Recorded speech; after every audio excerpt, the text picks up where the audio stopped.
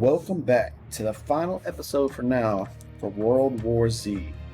And the first thing we're going to take a look at today is Tokyo, the world stuff. We got 3 memo things. So let's start with the Japanese excavation instructions. Transition official language services by order of the Fire and Disaster Management Agency. All Japanese citizens must report for relocation at their assigned embarkation points on the following scheduled days. Kushi, Gato, Jobu, Shinki, Kinki, Toku. It's all Japanese stuff. Alright. On your region's assigned day of evacuation, stay in your home until instructed to depart by the JSDF personnel. All children under 18 must be accompanied by an adult. Space is limited. Each individual may bring 1 suitcase no larger than 22 centimeters by 35 centimeters by 56 centimeters, and no heavier than 640 ounces. All food and water will be provided on the ship. Expect your stay on the ship to reach up to 2 months, as shelters being constructed in Kamachacha. Transport of alcohol or illegal drugs will result in reassignment to the last departing ship for you and your family. Next, we have a declassified memo, 5/1916. Memorandum for Director of Central Intelligence, subject DPRK program.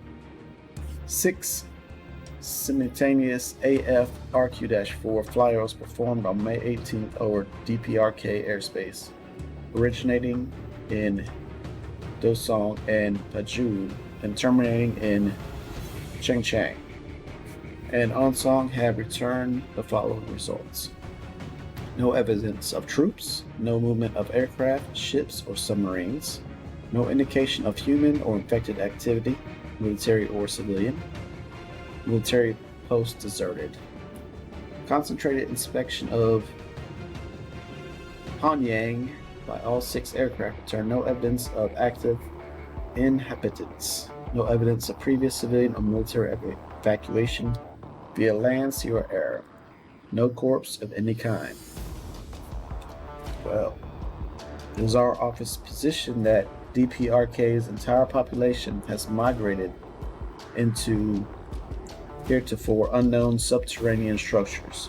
Area reconnaissance efforts have been unsuccessful in locating entrances to said structures and will continue daily unmanned missions. Deployment of ground forces is inadvisable due to possible landmines in contact with the infected.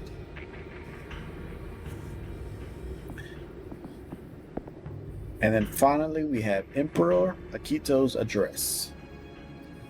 This was addressed to Japanese people, 2016, April 27th. Today marks a turning point in the history of our nation. After many days, the cabinet has carefully deliberated over the situation and has with great wisdom concluded that our survival depends on the immediate evacuation of the Japanese people. China, the United States, and many European nations are already on the brink of collapse. If we are to survive, we must follow the guidance of the cabinet. I know that there will be those of you whose hearts will break in the thought of leaving our home, and I feel this pain as keenly as you do. But it is the intention of the cabinet to return the Japanese as soon as the threat to our people has been eliminated. For now, let us support the Japanese disaster rescue teams and self-defense forces, along with all the brave men and women that are working tirelessly to protect and care for each of us. May we carry the light of Japan in our hearts. All right, that's the world notes. And we got one last character to look at. Hiroji Okada. Got a little skull there, leg band, backpack, typical. Carabiner. Alright, at age 20, Hiroji was the youngest Yatuna in Tokyo. At 25, when his father sent him to America to avoid shaming his family, he became the youngest Yakuza in LA. The horror of the outbreak sparked a dormant sense of loyalty in Majuro. When everyone else was leaving, he went home to help. Alright, this is the last video. Let's take a look.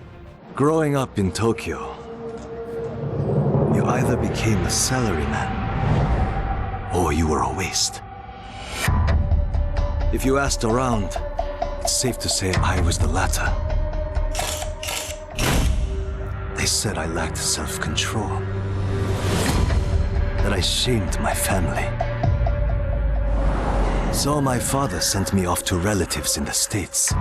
Turns out, Americans care a lot more about earnings than honor. Which worked out fine. Until the Zeke showed up.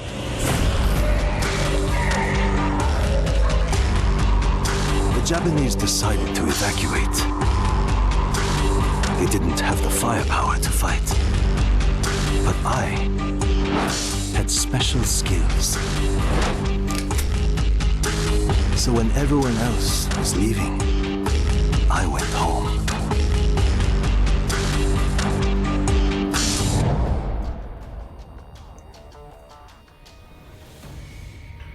Bam. Bam, bam, bam.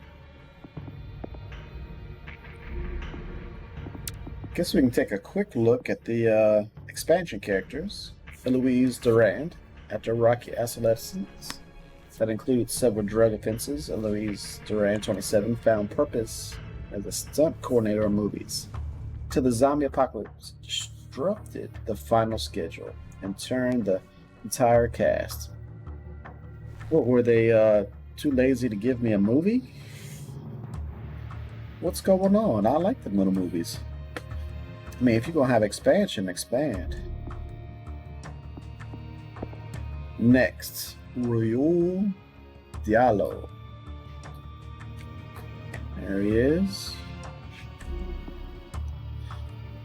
Every game theorist needs a hobby, and Royal Diallo was theorizing doomsday scenarios. When whispers of the outbreak began to spread in Marseille. The gifted 25-year-old statistician already knew Fort St. Nicholas was the only rational hope. Character 3, we got Marine, another police, LeBlanc. She's part of the raid squad. Marine LeBlanc was held hostage when her elementary school was captured by terrorists. Seeing the raid until see the raid unit storm the building, she knew she had to join them. At age 32, she was being groomed for command of her own unit when the outbreak hit. And the final character is Karim Wahid. Okay, looks like a drug lord or something. By age 26, Karim Wahid had completed a master's in weapons engineering, climbed Everest, and became CTO at an arms manufacturer in Dubai. At 35, he quit his job and headed to the French Riviera in search of adventure. And that's it for now. So thanks for joining me. My name's Tick. Y'all take care.